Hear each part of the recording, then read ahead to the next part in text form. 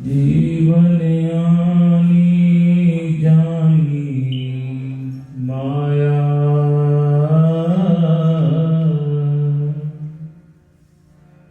जीवन आनी जानी छाया, झूठी माया झूठी काया, फिर काहे को सारी उमरिया,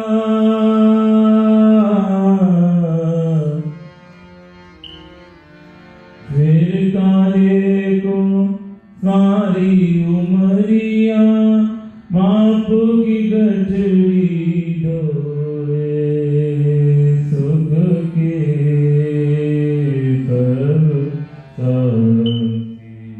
दुख में न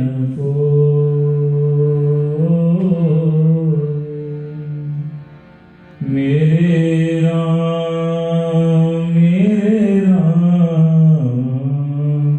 तेरा नाम एक सच दूजा न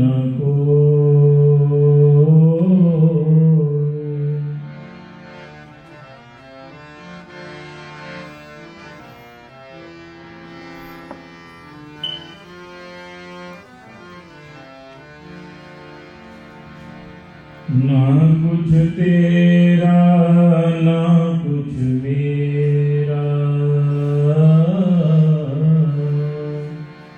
ना कुछ तेरा ना कुछ मेरा, ये जग जोगी वाला फेरा, राजा हो या रंग सभी का, राजा हो या रंग सभी का, अंत एक सा होए, सुख के सब साथी दुख में न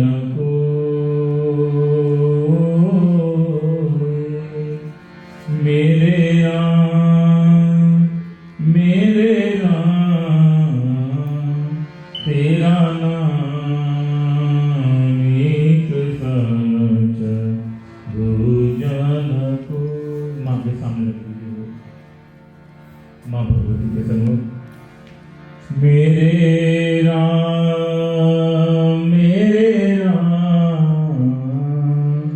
तेरा नाम एक सच दूजा न को।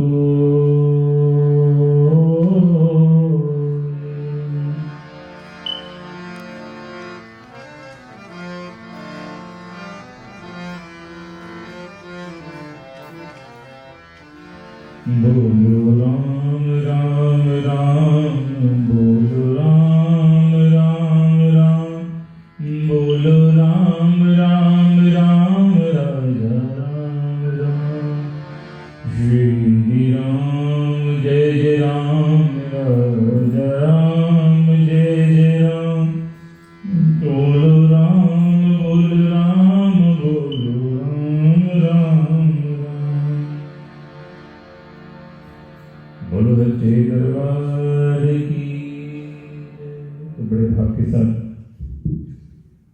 शब्दों में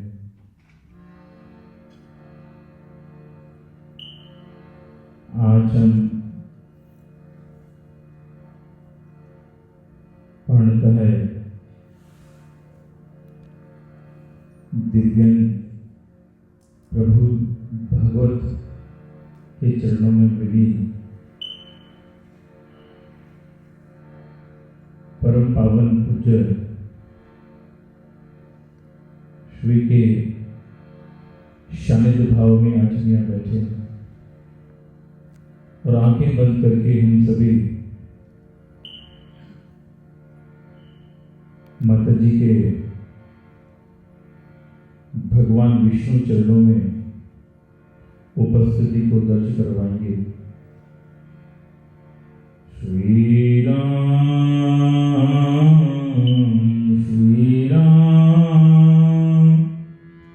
जय जय राम श्री राम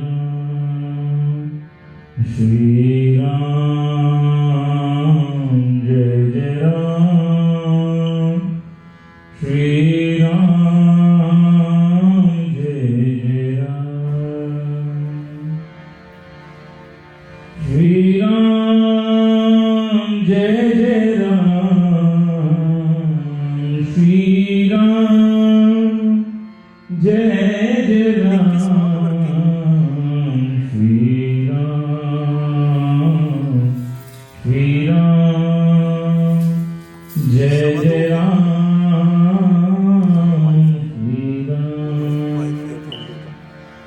श्री राम जय जय राम श्री राम जय जय राम राम राम श्री राम जय जय राम राम राम श्री राम जय जय राम राम राम राम राम बोलो गरुड़ पुराण भगवान की जय।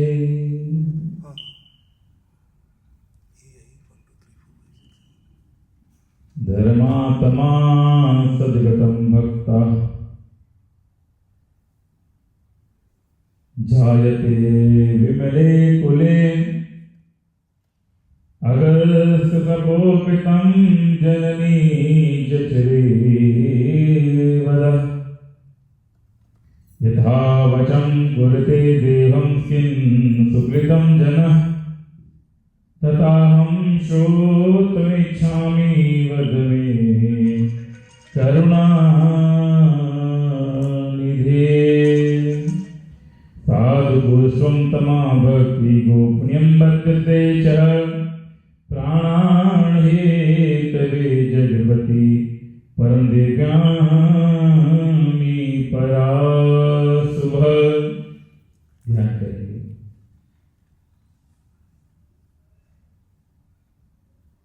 गरुड़ जी ने कहा है दयानिधे, अज्ञान के कारण जीव जन्म मरण रूपी संसार चक्र में पड़ा रहता है। यह मैंने सुना, अब मैं मोक्ष सनातन उपाय को सुनना चाहता हूं।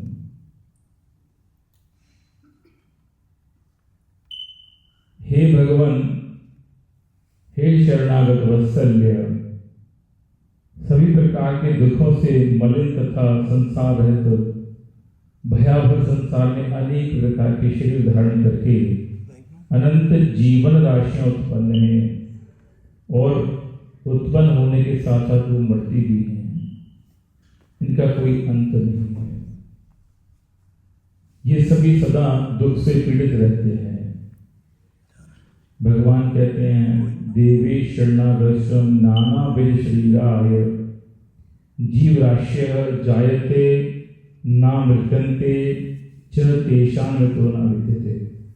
कि जो मनुष्य है ये दुख का मूल कारण है। मनुष्य का मोह एक ही भाव है ज्ञान, जो हमें मृत्यु से बहुत ऊंचा ले जाता है। जीव का शरीर की तो मृत्यु होती है, और जीव के ज्ञान की मृत्यु नहीं होती।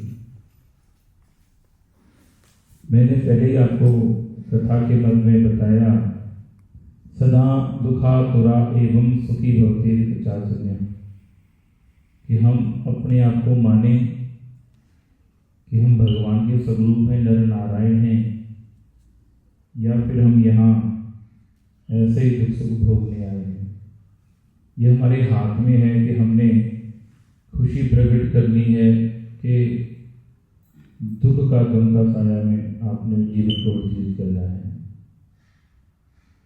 अगर हमें ज्ञान है कि हम ये मानव शरीर में आए हैं और इतने वर्ष के लिए हम आए हैं, फिर तो हमें कोई दुख नहीं होना चाहिए, क्योंकि हमें ज्ञान है।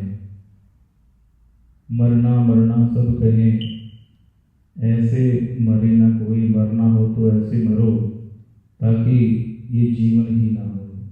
कितने सारे जीव जंतु मरते हैं, हमें दुख नहीं होता। कितने सारे लोग मरते हैं, हमें दुख नहीं होता। हमें अपनों पर ही क्यों दुख होता है? क्योंकि हमें मोह है कि यही मेरा है, बाकी कोई हमारा नहीं। जबकि भगवान कहते हैं कि जो तेरा है फिर तुम्हें बचा भी सकता है। तेरे पास पैसा है, धन है, बल है, ज्ञान है, वैराग है, और फिर भी हम अपने अहंकार को नहीं छोड़ते। ये सब प्रभु प्राप्ति के अधिकारी हैं, कि जो आना जाना संदर्भ है ये प्रभु के हाथ में है। तो इसलिए भगवान कहते हैं कि ज्ञान की प्राप्ति ही संसार से छुड़ा सकती है। येषान विद्या न तपो न ध्यानम ज्ञानम न शीलम न गुणो न धर्मः ते वृत्तलोके व्यवहार स्वरूपा मनुष्य रूपेण प्रकाशयन्ति। कि हमें सब कुछ है पर हमें ज्ञान की प्राप्ति नहीं है, और जिसको ज्ञान हो गया है फिर हम उसको मूर्ख बता देते हैं कि नहीं, इसको नहीं पता। हम सामने वाले के ज्ञान को सुशोभित ही नहीं होने देते, हम अपने अज्ञान से उसको दबाना चाहते हैं। जबकि जो इस कार्य को करते हैं वो भगवान के लिए सबसे बड़े विरोधी होते हैं। इसलिए भगवान के प्रारूप को प्रकट करना, भगवान के रूप को मानना, भगवान की दी गई शिक्षाओं पर चलना, ये मनुष्य का ये ज्ञान का ही सोपान है। जानो अपने आप को पहचानो कि हम यहाँ किस उपाय से जी सकते हैं। मैंने कथा के मध्य में बताया था कि हमारा शरीर तो मरता है पर हम नहीं मरते, ये सत्य है। आपके द्वारा किए गए कर्म कभी नहीं मरते। जो हमारे बच्चे कभी कहना कि हमारे दादाजी ऐसे करते थे, हमारी दादी ऐसी करती थी, मेरी मम्मा ऐसी करती थी, तो जब तक उनके मन में है ना कि मम्मा सब कर्म ऐसा करती थी, तो तब तक वो मम्मा मरी नहीं है। उनका शरीर जरूर भगवान के पास जा चुका है। हमारे किए हुए अच्छे कर्म कभी नहीं मरते, तो कर्म से तो हमारी पहचान होती है। तो इसलिए जीवन में ध्यान रखो कि ये जीव जन्म मरण यही भैया जो एक मोह है, यही अज्ञानता का कारण है। यही हमें बार बार अज्ञानता की ओर धकेलता है, जिससे हमें बार बार दुख प्राप्त करता है, बार बार दुख की प्राप्ति होती है। जीवों की 84 लाख योनियों में जो मनुष्य योनि के अतिरिक्त अन्य किसी योनि में तत्वों की ज्ञान की प्राप्ति नहीं होती। अगर तत्वों की ज्ञान की प्राप्ति है वह सिर्फ मनुष्य को, कि हमें एक दूसरे के रिश्तों का पता है, ये माता है, ये बहन है, ये भाई है, चाची है, ताई है। हमें सभी जितने भी हमारे रिश्ते बने हैं इन सबका तत्व ज्ञान है हमें। और तत्व ज्ञान होने के बाद भी अगर हम उस ज्ञान को संरक्षण भाव नहीं कर पाए, अतः सब कुछ जीवन में अच्छा चलता रहता है, अंत में आकर हम अपने अज्ञानता के कारण अगर काल के पाश में बांधे जाते तो हमसे बड़ा अज्ञानी कोई नहीं है। इसलिए भगवान ने हमें क्या दिया है? ज्ञान। अच्छे बुरे की पहचान करना सिर्फ मनुष्य के पास है कि ज्ञान है। तो इसलिए भगवान कहते हैं उत्तम मनुष्य को जना प्राप्त करके समस्त अभिलक इंद्रिय को प्राप्त करके भी जो व्यक्ति अपने हित को नहीं जानता, कि भगवान ने फिर से सुनिए क्या कहा है, नरः व्यापृतम जन्म लभ्याय चंद्रोष्टम च यस्त्वं भवेत ब्रह्मघातः, कि सब कुछ जानने के बाद कि हमें इतना सुंदर शरीर जन्म दिया भगवान ने,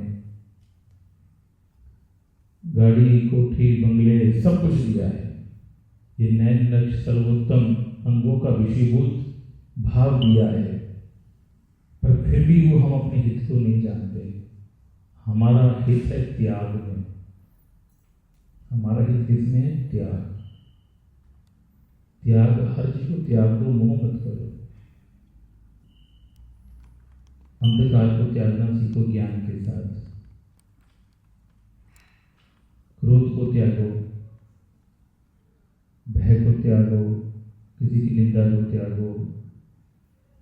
तो त्याग सबसे बड़ा गुण है, और इस संसार से बाहर निकलने के लिए ज्ञान सबसे बड़ा हथियार है। ज्ञान सबसे बड़ा वाहन है व्यक्ति के पास।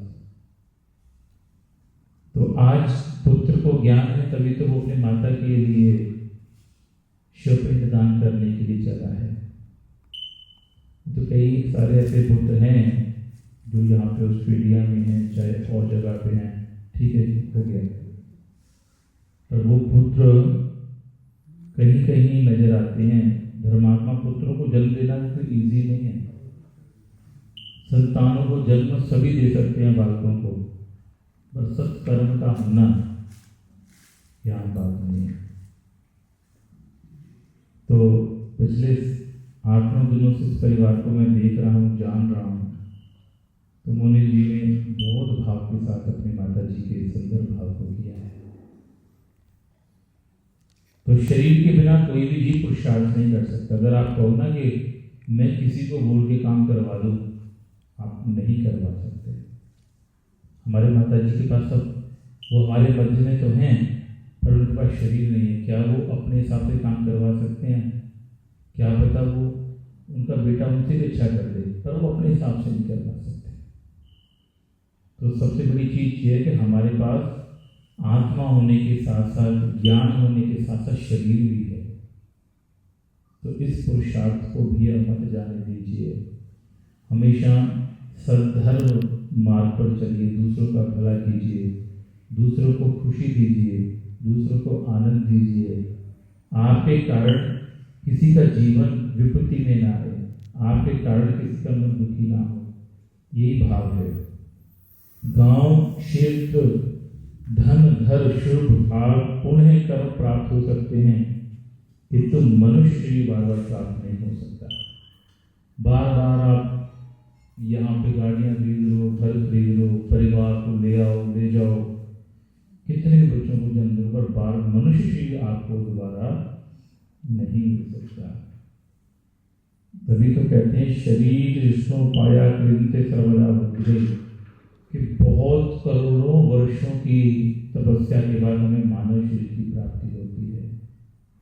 और इस मानव शरीर को हमने, अगर आप अपनी आयु को भी गिनो तो हमने ऐसा भी कोई संदर्भ वर्क नहीं किया, अच्छा काम नहीं किया, अच्छा उपयोग नहीं लगाया जिसे कुछ अच्छा मिले। तो इसलिए हमें भैया इस शरीर की रक्षा के उपाय तो हम रोज करते हैं। बुद्धिमान व्यक्ति एवरीडे शरीर की रक्षा भी नहीं करता है कि आज जिम जाएं, कुछ खाएं, ये करें, वो करें, पर वह कभी अपने मन और बुद्धि मार्ग को साफ करने के लिए कुछ नहीं करता, कभी विचार नहीं करता। तो इसलिए ज्ञान, ध्यान, योग सिद्धि के लिए ध्यान योग से मनुष्य मोक्ष को प्राप्त कर सकता है। अगर हम एवरीडे ध्यान करें और ध्यान करके ज्ञान की प्राप्ति करें, और ज्ञान की प्राप्ति करके हमें पता लग सकता है कि हम मरने के बाद कहाँ जाते हैं, क्या हमारे साथ होता है, हमें ये नहीं करना चाहिए, हमें क्या करना चाहिए। तो यदि मनुष्य स्वयं ही आत्मा का अहित निवारण नहीं कर सकता तो दूसरा कौन हितैषी होगा।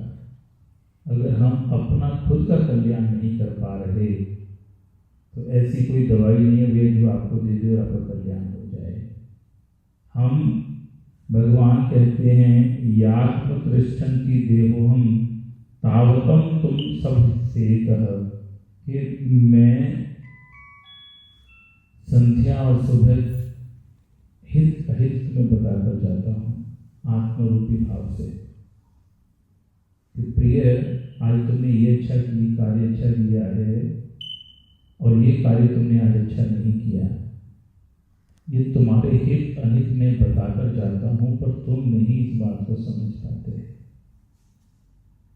इसलिए भवन में अब तक श्रेय प्राप्ति के लिए अभ्यास करते रहते। जैसे श्रेय मीन्स अपने ऊपर कभी भी प्राप्ति करने तो भक्ति की प्राप्ति कीजिए। तो या तो कहीं लोगों ने बहुत अच्छा काम कर लिया और मैं उसको खुश होकर बैठ जाऊं घर पर, करे ईश्वर की प्राप्ति कर लेना ही कुछ काफी नहीं होता जब तक आपका मन हित और हित को नहीं बताता। इसलिए भवन में आग लग जाने पर कौन सा ऐसा बुद्धिजीवी मनुष्य जो कुआं खोदना प्रारंभ करता है? जब भवन में आग लग गई हो तो कौन सा व्यक्ति है कि जो उसी वक्त कुआं खोदेगा? वो तो भरी हुई बाल्टी ढूंढेगा ना।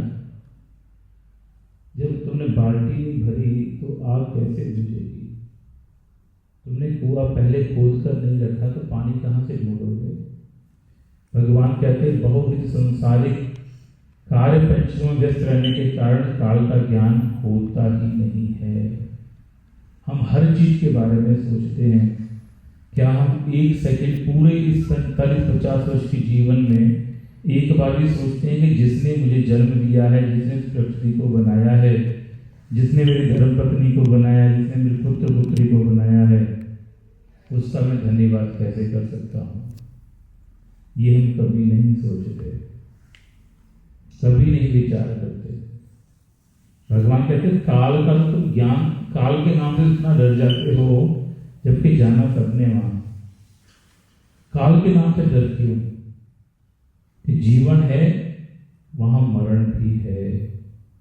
जिसका जीवन, जिसका जन्म हुआ है इस पृथ्वी पर, उसको जाना ही पड़ा है। ऐसा कोई व्यक्ति नहीं है, ऐसा कोई तांत्रिक, ऐसा कोई ज्योतिषी नहीं है कि जो उपाय से अपने आप को बचा ले। तो ऐसा कोई भी फकीर, गुरु, परमात्मा, धर्मात्मा नहीं है भैया जो इस संसार में आया हो और वो यहाँ से ना गया हो।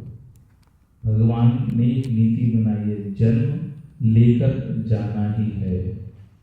तो लोग सोचते हैं कि जटार्पण बटान प्रतिष्ठवाम चतुर्थान, कि मैं अपने बल से इस मानव सृष्टि को जीत लूंगा। तो आज तक अपने बल से इस मानव सृष्टि को कोई भी नहीं जीत सका। जीत सका है तो सिर्फ ज्ञान से। ज्ञान से भाव की प्रगति होती है और भाव से संदर्भ प्राप्त होता है। संदर्भ मीन्स भक्ति। तो संसार जीवों को उत्पन्न होते हुए, रोग आदि से दुखी होते हुए, मृत्यु प्राप्त करते हुए, आपत्तिग्रस्त तथा उनको दुखी देकर संसारिक मोह से, मोह रूपी मदिरा को पीकर विविध, पर भगवान कहते हैं कि सब कुछ तुम मदिरा पीते हो, तुम ज्ञानवान से भी दूर रहते हो, तुम्हें आनंद की प्राप्ति भी, तुम्हें रोग भी लग जाते हैं, पर फिर भी तुम्हें समझ नहीं आती। कभी तुम डरते भी नहीं हो कि भाई तुम काल के बहुत नजदीक जा रहे हो। तो भौतिक संपत्ति स्वप्न के समान है भैया। अगर कोई कहे, मैं पहले भी बोलता हूँ कथा के मध्य में, कि आप अपने बच्चों को, नेक्स्ट जनरेशन को ज्ञान दीजिए और उनके लिए कुछ छोड़कर मत जाइए। वो ज्ञान जो आपके द्वारा दिया गया है उसको प्राप्त करके मिलियन ट्रिलियंस के अंदर उसको बदल देगा। और अगर आपने उसे धन दौलत ही दी है और ज्ञान नहीं दिया तो वो जितना पैसा कमाया है भैया उसको भी वो नीचे लगा देगा। रुद्र पुराण भगवान की। तो आयु बादलों में चमकने वाली बिजली के समान है, जो थोड़े समय के लिए रहती है। ना बालक अवस्था रही, ना पौण्य अवस्था रही, ना यौवन अवस्था रहेगी तो वृद्ध अवस्था भी नहीं। धीरे धीरे हर व्यक्ति को पता है जिसने कब जाना है, पर इसकी बात को वो नहीं कर पा रहे। भगवान कहते हैं शतः जीवतम मृतलपम नित्या नादस्य च बाल्य रोग जरायु तप निष्फलम, कि मनुष्य की 100 वर्ष की आयु बहुत थोड़ी है अगर इस संसार से बाहर जाना है, 100 वर्ष की, क्योंकि उसमें भी निद्रा आलस विषीभूत होकर आधा भाग बीत जाता है, आधा भाग हम सोकर बिता देते हैं, निद्रा में चला जाता है हमारा, आलस में बैठे बैठे चला जाता है आलसी होकर, और जो शेष है वो बालक अवस्था में बचपने में निकल गया, रोग जरा से होने वाले दुख में चला गया, और जो थोड़ा बचा है वो निष्फल ही बीत जाता है, बैठकर उतार देते हैं। तो प्रारंभ करने योग्य कार्य विषय का उद्योग नहीं करता है। हम प्रारंभ करने योग्य वो आयु कब ढूंढते हैं ये समझ में नहीं आती। तो हम अपने बच्चों को सब कुछ बताते हैं, पर मृत्यु के बारे में बताना उत्तम नहीं समझते कि बेटा एक दिन ये अवस्था भी आएगी। अपने आप को परिपूर्ण करना, धर्म कर्म को साथ लेकर चलना, अपने कर्तव्यों को निभाना और विपत्तियों से हारना नहीं है। जीवन में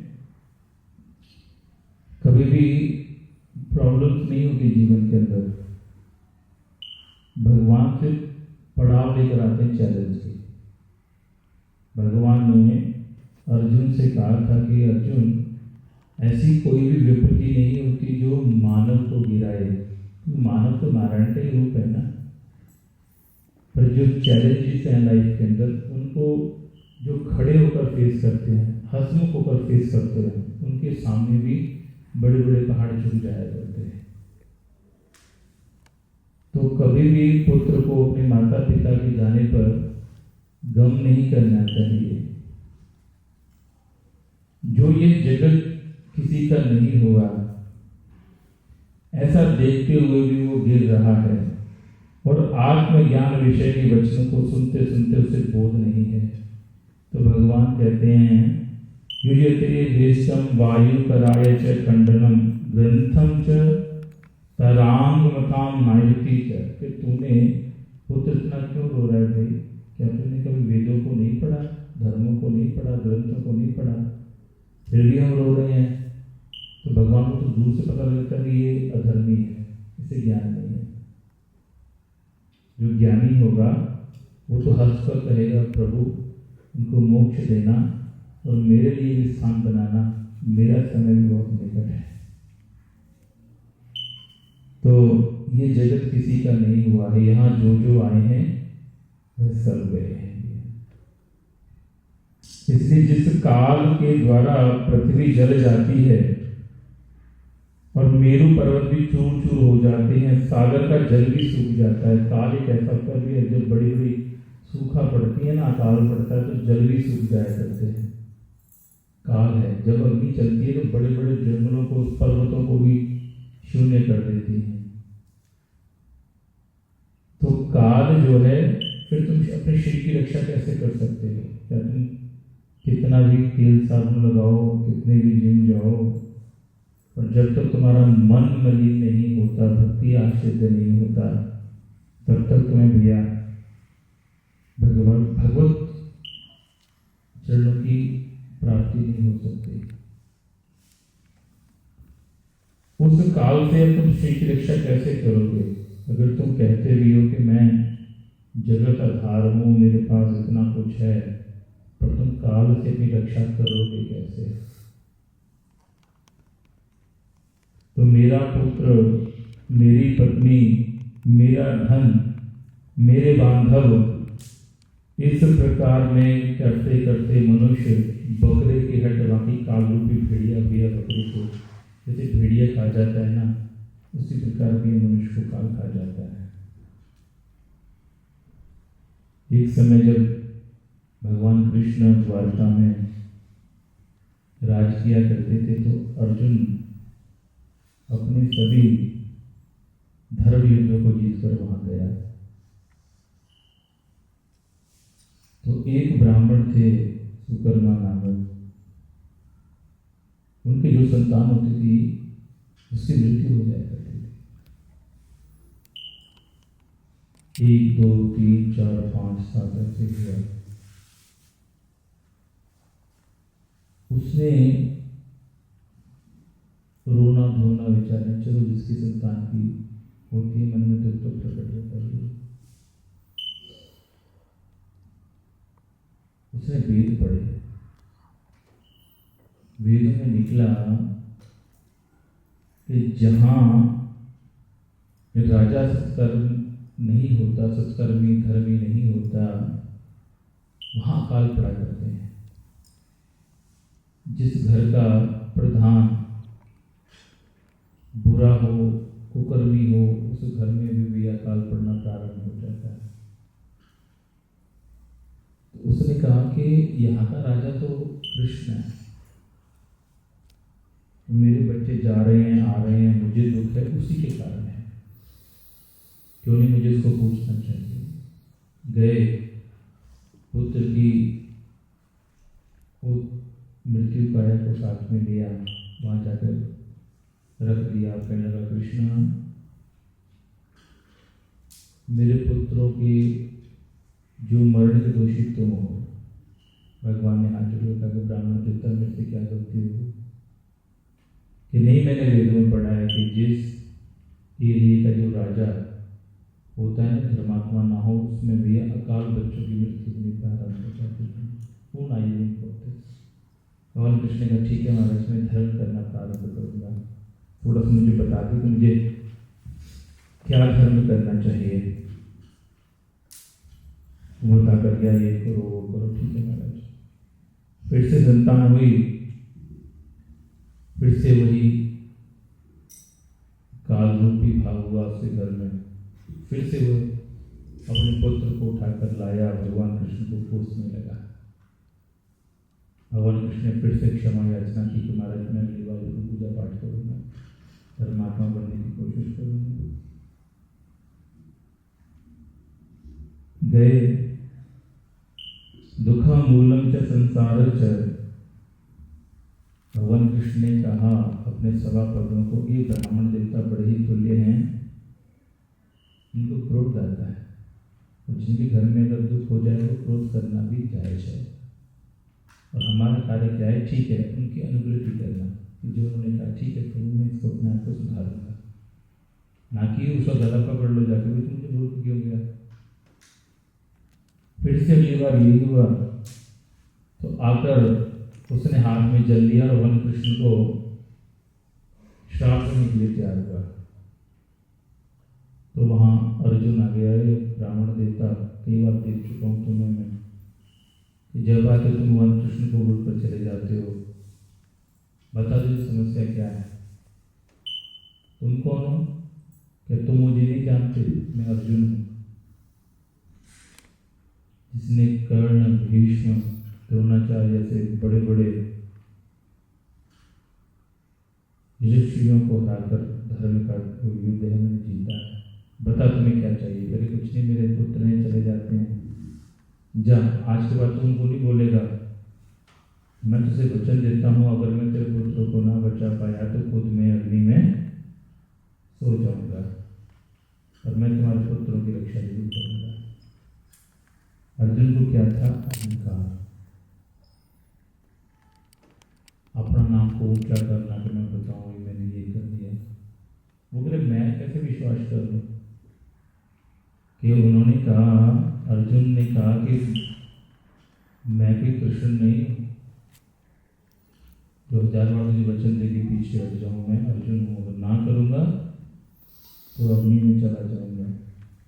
उन्होंने उससे विश्वास होकर ठीक है इस कार्य को मुझे बता देना जब तुम्हारे संतान होने का समय है। तो ठीक है महाराज। यहाँ भी फूल रख दीजिए ताकि कोई पुष्पांजलि करें। इस प्रकार यहाँ ले आओ भैया फूलों को।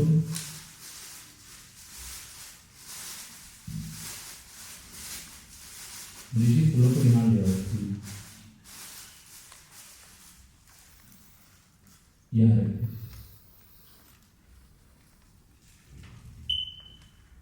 तो संतान ब्राह्मण के फिर होनी सुनिश्चित हुई और जैसे ही पता लगा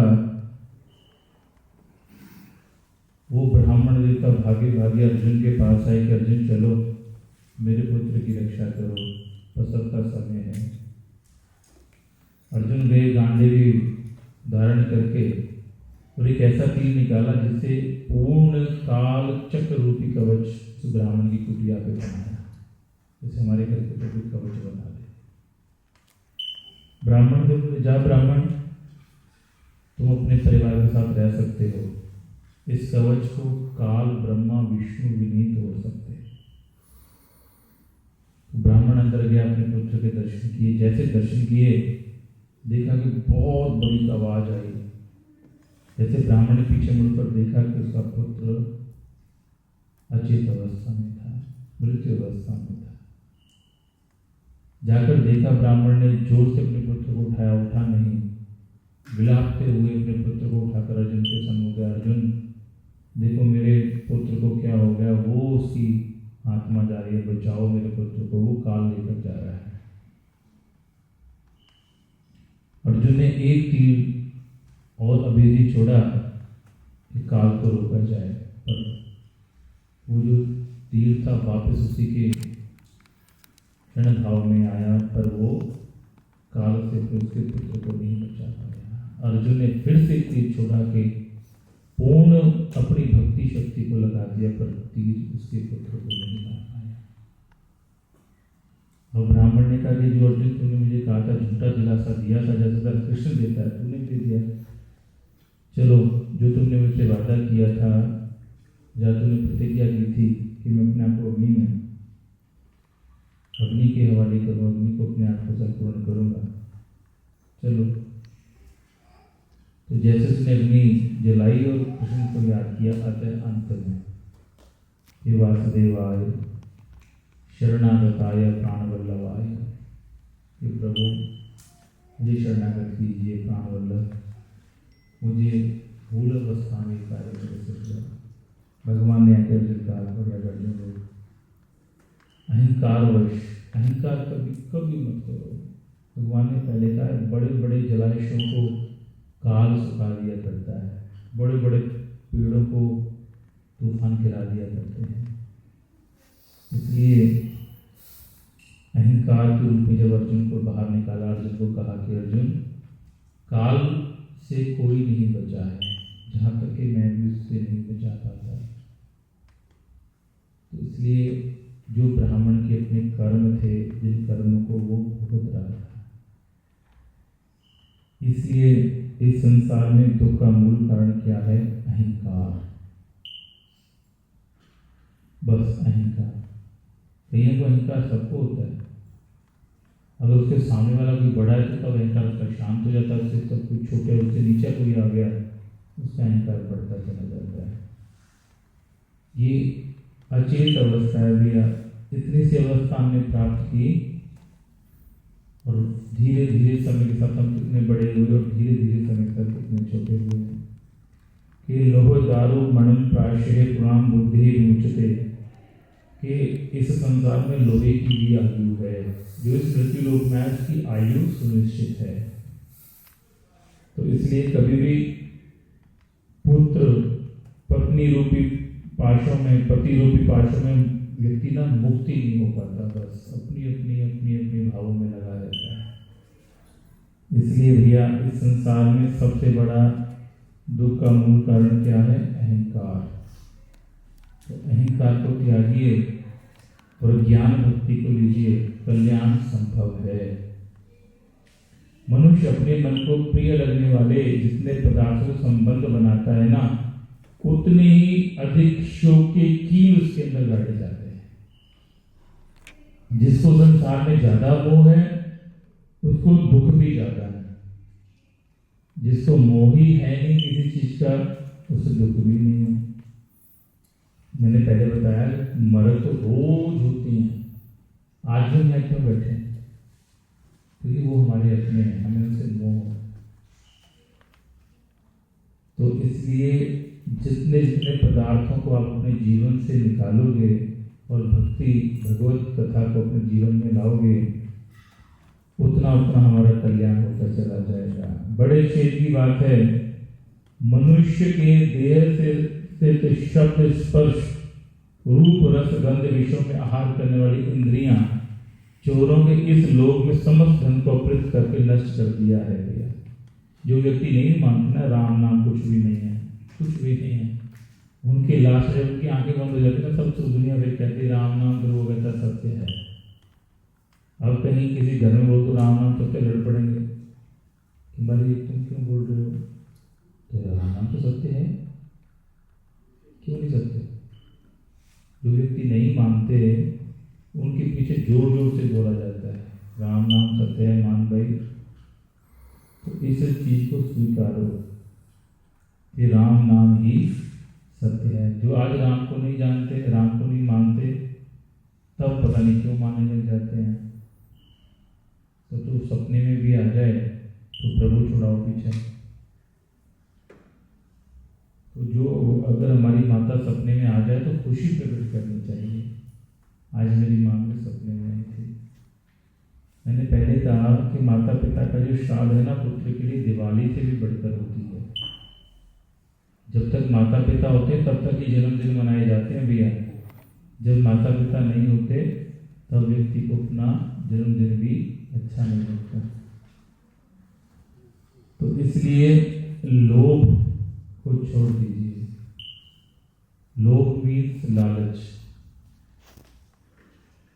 लालच जो है ये बहुत बुरी बला है। लोभ जो है ये ठीक नहीं है। और महत्वाकांक्षा अच्छी होती है। जो महत्वाकांक्षा होती है वो प्राप्ति के लिए होती है कि मैंने प्राप्त करना है। प्राप्त करना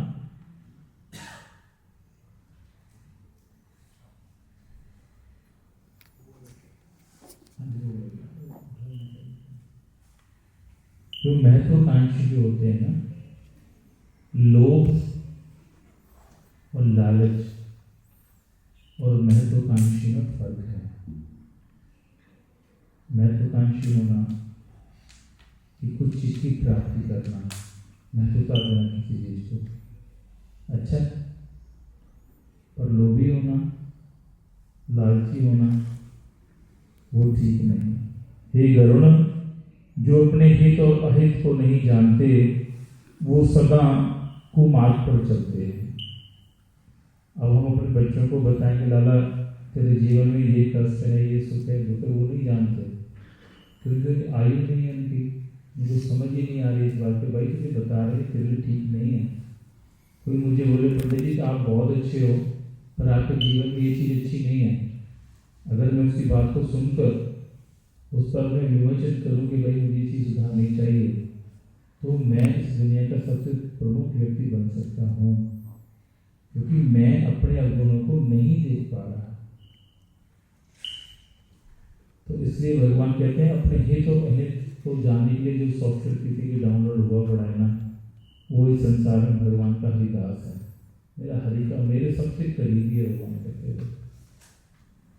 और मात्र पेट भरने के लिए जिनका सारा अभियान, जो अपना सिर्फ पेट भरने के लिए अपना और अपने परिवार का लगे हुए हैं, भगवान कहते हैं वो सबसे मेरे बड़े विरोधी हैं, जो सिर्फ अपना पेट भरना जानते हैं। मैंने पहले बताया दान करने की प्रक्रियाएं क्या हैं। तो इस प्रकार भैया कभी भी वो मनुष्य मनुष्य नहीं कहलाता, वो ज्ञानवान नहीं कहलाता जो सिर्फ अपना पेट भरने के लगे हुए हैं। अपना, अपने परिवार का, भाइयों का, बहनों का, सगे संबंधियों का, पड़ोसियों का, गांव का, शहर का, सबका कीजिए। फिर जाकर थर्ड पर्सन को दान दीजिए। पहले अपना परिवार, पहले अपना मोहल्ला, अपनी गली, अपना शहर, ये प्रमुख है। मनुष्य मूर्ख प्रातःकाल मलमूत्रों के वेग से मध्य में तृष्णा, रात्रि में काम, कीड़ा, निंद्रा से बाधित रहते हैं। जो मनुष्य होते हैं ना, सुबह उठे, खाया पिया, गए अंदर बाहर, फिर गए, गाड़ी गुड़ी उठाई, दौड़े भागे, रात्रि में अपना कार्य किया, सो गए। ये जीवन में अगर किसी के यही चल रहा है ना, तो समझ लेना कि वो मूर्ख मनुष्य है। उसने कभी आगे जाने की चेष्टा ही नहीं कर रहा, प्रभु हरिदास बनने की चेष्टा ही नहीं कर रहा। आए बड़े चेत की बात है, अज्ञान से मोहित होकर सभी जीवी कैसे धन और आदि अशक्त को बार बार पैदा होते हुए मर जाते हैं। इसलिए अशक्ति का त्याग कर देना चाहिए और विवेक के बल से संसार को जीतना चाहिए। अगर आपके सामने कोई गलत काम कर रहा है, आपको पता है उससे नुकसान होगा, आपको कितना खेद होता है कि भाई ये गलत कर रहा है, मत कर यार, फिर नुकसान होगा। तो इसी प्रकार से अगर हम कर रहे हैं, सामने वाला हमें कुछ बता रहा है, तो हमें उसकी बातों पर ध्यान देना चाहिए। सत्संग और विवेक ये दोनों व्यक्ति के निर्मल नेत्र हैं। सत्संग का मतलब ये नहीं कि आप हारमोनियम ले लो, ढोलकी ले लो, छेने ले लो, गली गली बजाओ। सत्संग ये है कि दो चार व्यक्ति बैठकर जीवन में धर्म कर्म की बातें करें। अब धर्म क्या है? कर्तव्य। कर्म क्या है? क्रिया। कि अपने जीवन में जो परमात्मा ने हमारे लिए ड्यूटीज लगाई हैं, उन्होंने बड़ी कर्मबद्ध तरीके के साथ अगर हम उन्हें निभाएं, तो तभी भैया हम सत्संग कर सकते हैं। ये क्या चल रहा है? सत्संग चल रहा है। हम जीवन में अपने संदर्भ भाव को भगवान मोक्ष की प्राप्ति के लिए अगर वार्तालाप कर रहे हैं, तो ये सत्संग है। सत्संग, सत्य का साथ बैठना, संग करना। इसलिए विवेकी बनना चाहिए और संदर्भ ज्ञान को हमें जानना चाहिए। और संसार सुख में शक्त जो व्यक्ति मैं ब्रह्म ज्ञानी हूँ ऐसा कहते हैं, जो कहे ना हाँ भाई मुझे सब कुछ पता है तो मुझे मत बता। भगवान कहते हैं वो तो कर्म मार्ग ब्रह्म मार्ग दोनों ही मार्गों से मतलब भ्रष्ट हो चुका है, मीन्स वहाँ से दोनों से हट चुका है उसका, तो फिर वही यमराज ही है। मैंने पहले कहा कि यमराज और धर्मराज एक ही है। बुरे व्यक्तियों के लिए वो है यमराज, अच्छे व्यक्तियों के लिए वो है धर्मराज। जैसे एक जज के सामने कुछ केसेस जाते हैं, अच्छे और बुरे दोनों, तो एक ही जज होता है अच्छे बुरे के लिए। तो भगवान भी उसी प्रकार ही हैं। इसलिए जो व्यक्ति आरण्य में लज्जा को त्याग कर समाज से नग्न होकर गंधर्व आदि पुष्प विचरण करते हैं, उसमें क्या संसार से मुक्त होते हैं। जो व्यक्ति अपने आचरण, मीन्स कपड़े उतारने को लज्जा उतारना नहीं कहते, अपने आचरण, आचरण मीन्स अपने परिवार के लिए जो नहीं जीते। अब हमें क्या है संसार में, क्यों एक दूसरे से शर्म करते हैं? अपने परिवार की वजह से, कि हम लोग फलाने का छोरा है, फलाने की बेटी है, फलाने का ये है। सिर्फ हमें शर्म है अपने माता पिता की, एक संसार की। भगवान कहते हैं कि अगर उसकी शर्म भी वो नहीं करता, तो वो फिर भगवान को क्या मानेगा, क्या धर्म को मानेगा, क्या कर्म को मानेगा। तो इसलिए कहते हैं भैया लज्जित भाव जो है ना अपने मन में, लज्जा मीन्स विवेकता हमें जरूर रखनी चाहिए। माता पिता का नाम अगर मेरी आपकी वजह से किसी वजह से डूब जाए, तो इस समय के लिए तो भी आपको भगवान ने नहीं भेजा था। तो भगवान कहते हैं कि हमें तो सिर्फ हम जो है अपने बच्चों के लिए सिर्फ माध्यम हैं। भगवान ने तो उनको ही, वो भगवान के ही बच्चे हैं, भगवान की आत्माएं, उन्होंने सिर्फ हमें माध्यम बनाया है। हमारा कर्म कर्तव्य क्या है? उन्हें सतमार्ग पर लेकर आना, उन्हें शिक्षा देना। अगर हम उस शिक्षा को देने में असफल हो गए, तो भगवान कहते हैं कि सबसे बड़ा मेरा वही विरोधी है। इसलिए मोक्ष के कारण साक्षात तत्व ज्ञान है। मोक्ष का ज्ञान है तत्व ज्ञान। तत्व ज्ञान क्या है? जो हमारे तत्वों के अंदर हमारे को हमें पता लगे कि ये अच्छा है ये बुरा है। हमें कहाँ से प्राप्त होगा? धर्म से। धर्म क्या है? वेद। कई लोग क्या है, करके देखेंगे बुरा काम, करके देखेंगे तो तुम्हें लग गया बुरा काम। तो कोई कहे कि भाई हमें कैसे पता लगेगा ये तत्व ज्ञान कैसे है, कि ये मोक्ष का कारण क्या है, धर्म अधर्म क्या है, लीगल क्या है। तो कोई व्यक्ति अगर व्यक्ति को मारेगा फिर वो जेल जाएगा तब पता लगेगा उसने बुरा कर्म कर दिया? नहीं। क्यों? आपको पढ़कर भी पता लग सकता है, किसी की जीवनी को देखकर भी पता लग सकता है वो अगर जेल में क्यों है उसको पता लगे, इसलिए कोई मार रहा है, उसको मारेंगे तो भी हम जेल में जाएंगे, ये बुरा कारण है। तो इसलिए जीवन में ध्यान रखिए, वेद शास्त्र जो है हमें पहले से बता रहे हैं कि ये चीज अच्छी है, ये चीज बुरी है, ये धर्म का रास्ता है या धर्म का रास्ता है। इसलिए हमेशा शास्त्रों को, वेदों को हमें पढ़ना चाहिए। वेद शास्त्र ही जो हमें परमार्थ से मिलाते हैं, परमात्मा से मिलाते हैं। इसलिए परम तत्व की प्राप्ति अन्य कोई भी ऐसा उपाय नहीं है भैया। परम तत्व की प्राप्ति है भक्ति, सानिध्य, ज्ञान और बुद्धि जिसके पास है वही सुन सकता है। वेदों को भी कौन सुन सकता है? जिसके पास बुद्धि है। माता पिता की भी कौन सुन सकता है? जिसके पास बुद्धि है। माता पिता का मान सम्मान कौन कर सकता है? जिसके पास बुद्धि है। तो भगवान कहते हैं कि पहले समय में इच्छा मृत्यु थी, इच्छा मृत्यु होने के बाद भी धर्म कर्म और उतने सारे भगवान ने भीष्म जी भगवान कृष्ण से कहा था, प्रभु मैंने ऐसा कोई बुरा कर्म नहीं किया, मैंने 100 जन्मों तक देख लिया कि मैं ब्रह्मचारी रहा, मैंने ऐसा कोई कार्य नहीं किया कि जिससे मुझे तीरों की सैया पर सोना पड़ा।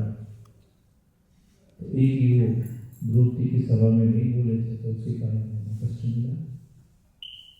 तो धर्मात्मा वही है जो अधर्म को रोके। तो इस संसार में अधर्म और बढ़ेगा तो भगवान पहले हमसे ही कार्य करवाते, तो भैया तुम ही रोको, तुम ही इस कार्य को मत करो। अगर हम ही उन अधर्मों को करेंगे तो भगवान भैया खुद अवतार हमारे लिए लेंगे। तो इसलिए जप, तप, व्रत, जप, होम ये सत्य कर्म है। जप मीन्स प्रभु का नाम जपना, व्रत मीन्स उपवास, अपने जीवन में और अच्छी अच्छी चीज़ों का ज्ञान को लाना। जो प्राणी मोक्ष वृक्ष की छाया का आश्रय चाहते हैं ना, तो वो माता पिता के चरणों में बैठ जाओ। 3 ऋण मैंने आपको बताए थे, मातृ ऋण, पितृ ऋण, देव ऋण, एक ऋषि ऋण भी होता है।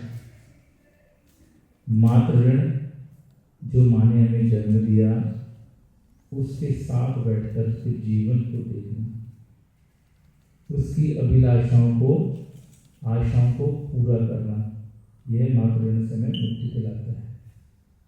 पितृ ऋण, पिता के द्वारा संरक्षण किया गया अपना संदर्भ भाव, कितना कुछ करता है पिता। पिता के बताए हुए रास्ते को आगे चलाना, आगे बढ़ना, पितृ ऋण। मातृ ऋण और देव ऋण। देव ऋण, देवताओं ने संसार को बसाया है, प्रकृति को बनाया है, उसकी जिम्मेदारियों को ले लेना, पौधे लगाना, उनके जीवों के लिए पानी देना, सुंदरता को बढ़ाना, जल को बचाना, ये भगवान के द्वारा बनाए हैं। ऋषि ऋण मीन्स वो संसार में बनाए हुए अधर्मों पर गए हुए लोगों को मोक्ष पद को धर्म पद पर लाते हैं, तो उनकी हेल्प करना। वो हमेशा इन ऋणों को भैया अंतकाल आ जाने पर पुरुष भय छोड़कर अगर शास्त्रों का सानिध्य करते हैं ना, और बुजुर्गों का सानिध्य करना प्रारंभ कर दें, तो वो इस संसार में मोक्ष की प्राप्ति कर लेते हैं। मोक्ष की प्राप्ति मरने के बाद नहीं होती, मोक्ष की प्राप्ति मरने से पहले हो जाती है। कि मीन्स मोक्ष का मतलब सभी कार्यों से सशक्त हो जाना।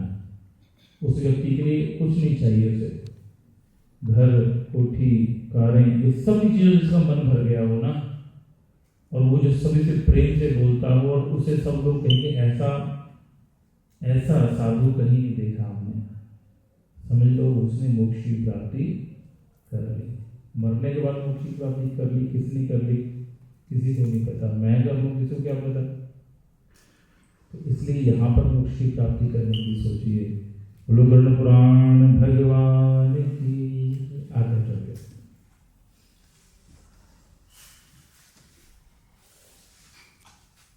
बैठ जाइए।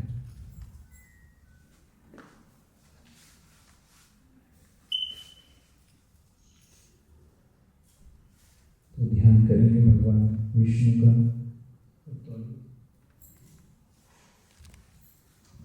ओम स्वस्ति न इंद्रो वेदश्रवाः स्वस्ति नः पूषा विश्ववेदाः स्वस्ति नस्तारक्षो वरिष्ठो नेमि स्वस्ति नो बृहस्पतिर् दधातु पया पृथिव्यां पयोगधीषु पयो दिव्यन्तरिक्षे पयोदः पयस्वती प्रदिश्व सन्तो मह्यं महाविष्णुरराटमसि विष्णौ शमेत्रतो विष्णौ शूरसि विष्णौ द्रवमसि वैष्णवमसि वैष्णेत्वहाग्निर्देवतावतो देवता सूर्यो देवता चंद्रमा देवता वसो देवता रुद्रा देवता आदित्य।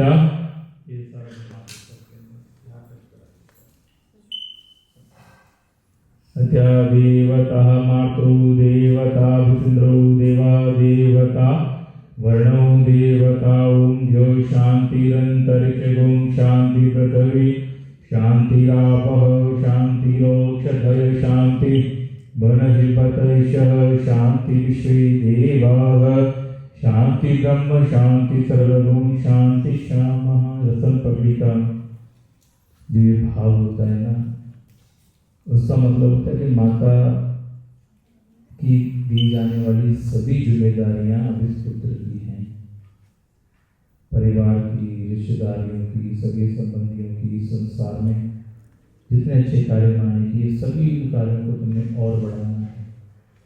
ये तौलिया जब तुम्हारे कंधे पे डाला जाएगा तो इसका मतलब ये है, ठीक है। रसम पगड़ी का मतलब जो पगड़ी बांधी जाती है पुत्र के, उसको कहा जाता है कि सरदार तेरा जो पिता की जो जिम्मेदारियां थी तेरे अब सर पे आ गई हैं। अब पूर्ण दावेदारी को तुम आगे बढ़ाते हुए इस कर्म को पूरा करो। कभी भी इस संसार में कोई भूला बिछड़ा हो उनको मिलाने की कोशिश करो। किसी को तुम्हारे द्वारा दुख है उसका दुख भी वो दूर करो। उसे कहो तुम भयभीत मत हो मेरे से, कोई भयभीतता नहीं। जो जो कार्य को लगता है पूरे संसार में मेरे और मेरे परिवार के द्वारा इन सबको संपूर्ण करो। यही माता के लिए सच्ची श्रद्धांजलि है आपकी ओर से। पद्मस्तु माँ को चढ़ाइए, पद्मस्तु सर्वदेवानां च माँ को तिलक भी लगाइए। ओम सर्वदेवानां परमेत्रे च नाभ्यायासीदंतरिक्षगुं विष्णु द्यहु शमनवर्ता प्रभ्यां भूमिदृश श्रोता तथा लोकान् अकल्पन्नः प्राणाय ज्ञानाय समानाय च सर्वदेवानां परमेत्रे च शरणागत दीनागत परित्राय परायणे। बैठ जाओ। सर्वदेव्यामिभ्यो नमो नमः।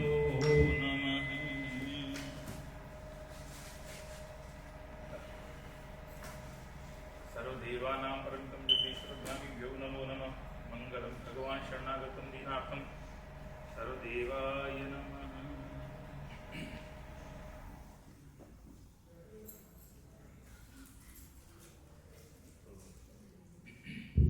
सभी लोग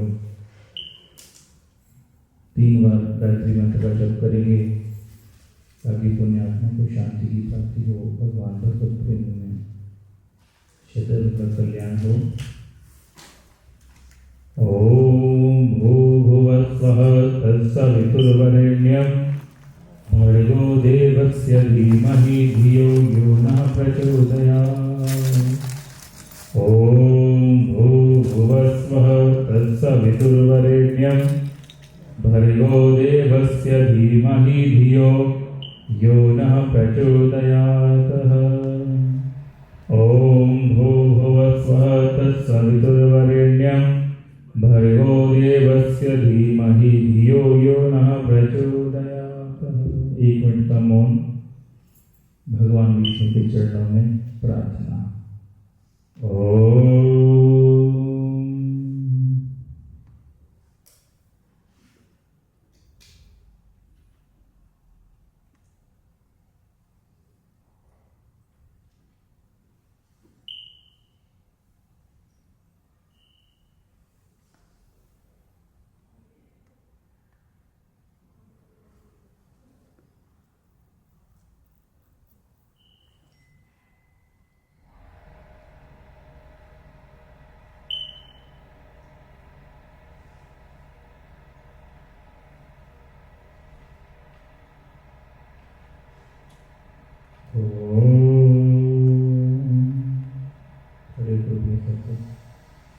नमस्कार कीजिए। तो सभी लोग लाइन लगा लीजिए। तो यहाँ फूल हैं, तो सभी ने अंतिम पुष्पांजलि करके देनी भी। आप सब पहले हो जाइए, परिवार सबसे आगे हो जाए। लाला कहाँ तुम्हारा? आओ बेटा पापा के साथ। चलिए। श्री कृष्ण गो, थोड़े थोड़े फूल माता जी को दीजिए। श्री कृष्ण गोविंद हरे मुरारे, हे नाथ नारायण वासुदेवा।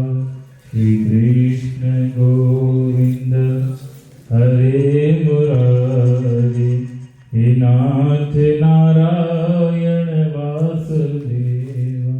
हे नाथ नारायण वासुदेवा, हे नाथ नारायण वासुदेवा, हे नाथ नारायण वासुदेवा। श्री कृष्ण गोविंद हरे मुरारे, हे नाथ नारायण वासुदेवा। श्री कृष्ण गोविंद हरे मुरारे, हे नाथ नारायण वासुदेवा। हे नाथ नारायण वासुदेवा, हे नाथ नारायण वासुदेवा। श्री कृष्ण गोविंद हरे मुरारे, हे नाथ नारायण वासुदेवा। श्री कृष्ण गोविंद हरे मुरारे, हे नाथ नारायण वासुदेवा। श्री कृष्ण गोविंद हरे मुरारे, हे नाथ नारायण वासुदेवा। हे नाथ नारायण वासुदेवा, हे नाथ नारायण वासुदेवा। श्री कृष्ण गोविंद हरे मुरारे, हे नाथ नारायण वासुदेवा। श्री कृष्ण गोविंद हरे मुरारे, हे नाथ नारायण वासुदेवा। हे नाथ नारायण वासुदेवा, हे नाथ नारायण वासुदेवा। श्री कृष्ण गोविंद हरे मुरारे, हे नाथ नारायण वासुदेवा। श्री कृष्ण गोविंद हरे मुरारे, हे नाथ नारायण वासुदेवा। शरणागतमिदं पुण्यं पूजार्थं परं भवेत्।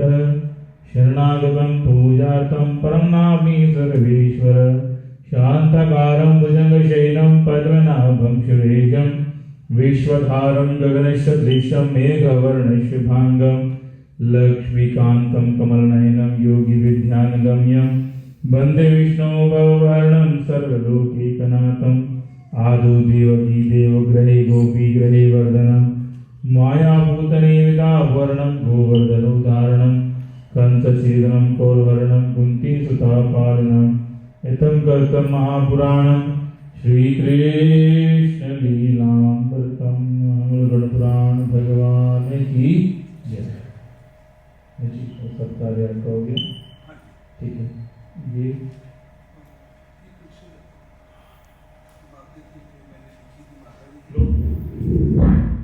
तो 1 मिनट के लिए बैठते हैं फिर चैनल को।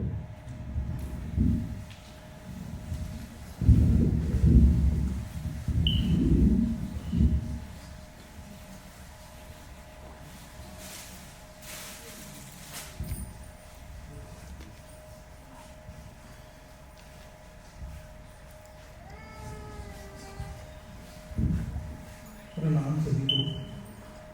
मैं आए हुए सभी प्रियजनों और दोस्तों का बहुत ही हृदय से शुक्रिया करना चाहूँगा कि आप लोगों ने अपना कीमती समय निकाल कर आज यहाँ आए।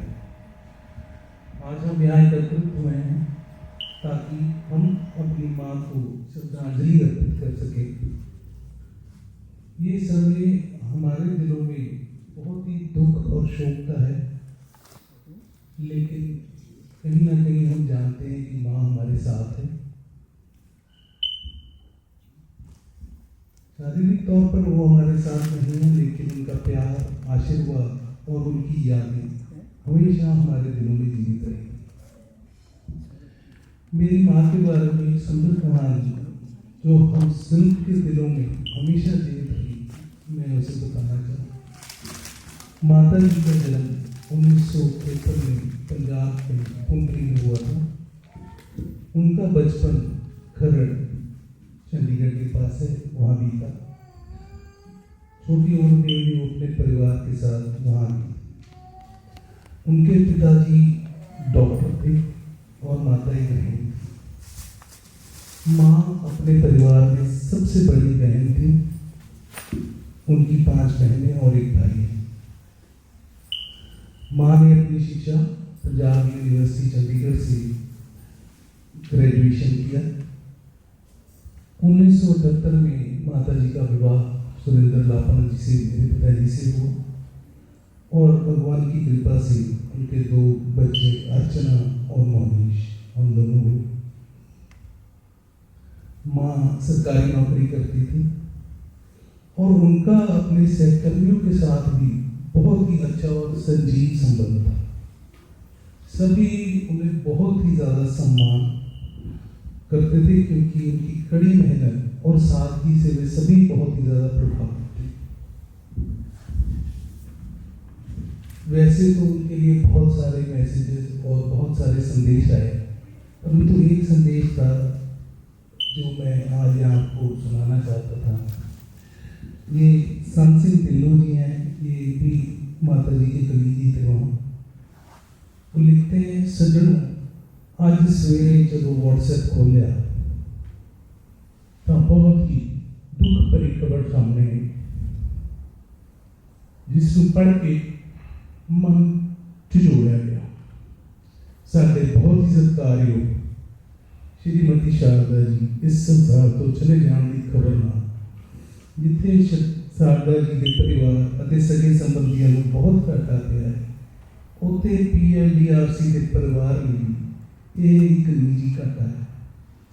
बहुत ही मिठा सुभाव, समझदार, सियाने ਅਤੇ दूरदृष्टि वाले साडे भैन इस दफ्तर विच ही सारिਆਂ ਨਾਲ बहुत प्यार, सत्कार ਅਤੇ स्नेह ਨਾਲ मिल के काम करके सब ਦਾ मन जित्या ਸੀ।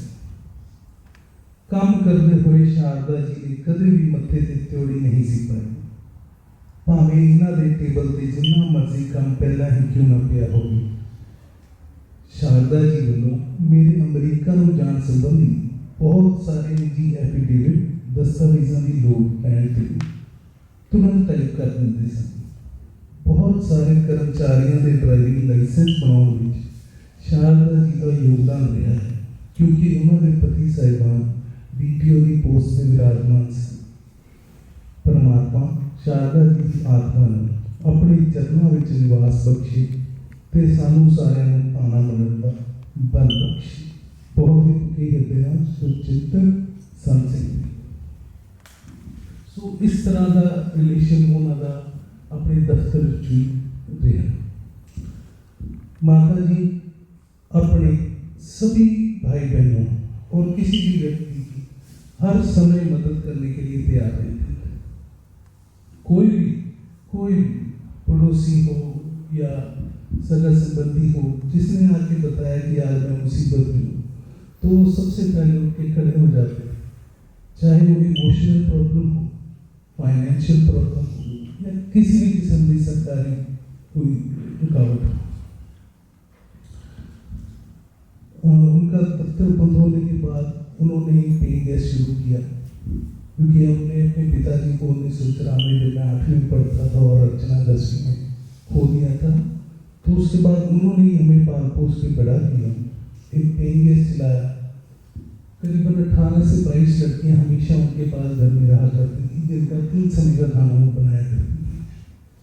एक दिन ऐसा आया, मैं घर पहुंचा, माता जी को 102 बुखार था, तो किचन में खड़ी खाना बना रही थी। मैंने आके बताया कि माता जी हमारे दफ्तर में आज नृत्य का प्रोग्राम होगा, तो मेरे कुछ दोस्त आ रहे हैं। तो कहते बेटा जरूर आए, क्यों ना आए। तो हम 24-25 दोस्त वहाँ पहुँचे। रात को जब मैंने पूछा कि कितने लोगों का खाना बना, कह रहे 180 प्लेटें बनाई। कहते ज़्यादा नहीं, 102 ही बुखार है, कोई बात। तो इस तरह की उनके अंदर यथाशक्ति और हौसला था और इतना प्रेम था उनके मन में। माता जी हमेशा मजबूत खड़ी रहती थी और भगवान की इतनी पूजा करती थी। उन्होंने कभी भी किसी को मदद से इनकार नहीं किया। जीवन उनका बहुत ही अनुशासित था। उनके दिल में हमेशा दूसरों के लिए बहुत स्थान था। माँ के 4 पोते पोतियां, गर्व, दिशा, कायना और गौरव उनको बहुत ही प्रिय थे। और सभी भतीजे भतीजियाँ, भांजे भाइयाँ सभी उनको बहुत, जैसे उनकी दूसरी माता है उस तरह उनको प्रेम करते। उनकी यादें, उनका प्यार और उनका आशीर्वाद हम सबके साथ रहे। माँ की इस अंतिम प्रार्थना में हम उनकी आत्मा की शांति के लिए ईश्वर से प्रार्थना करते हैं और हम माता जी आपसे वचन लेते हैं कि आपके द्वारा दिए गए संस्कारों और शिक्षाओं को अपने जीवन में अमल में लाएंगे और ये प्रयास करेंगे कि आप जो हमें सिखाते हैं वे हमारे जीवन का हिस्सा बन जाए। एक बार फिर मैं आप सभी का अपने हृदय से शुक्रिया करना चाहता हूँ। धन्यवाद।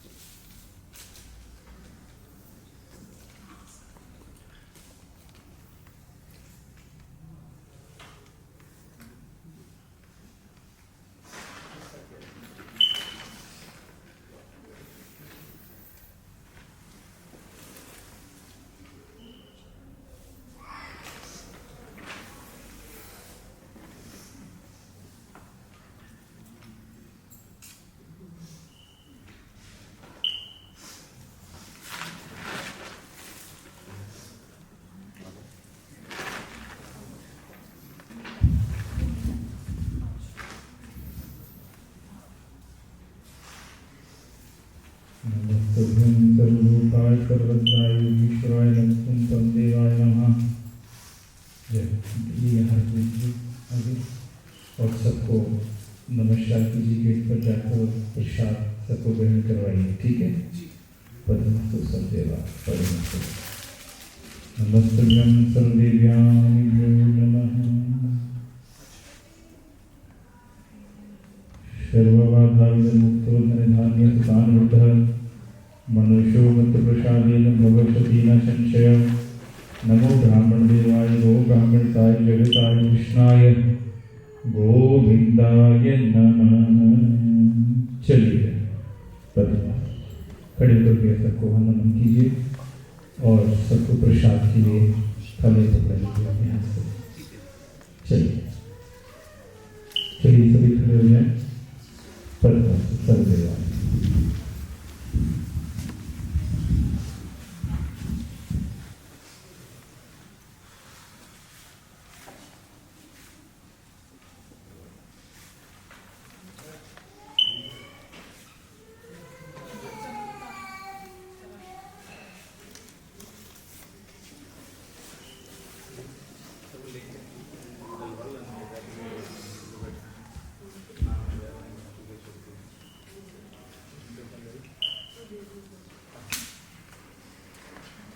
आज भी प्रसाद है।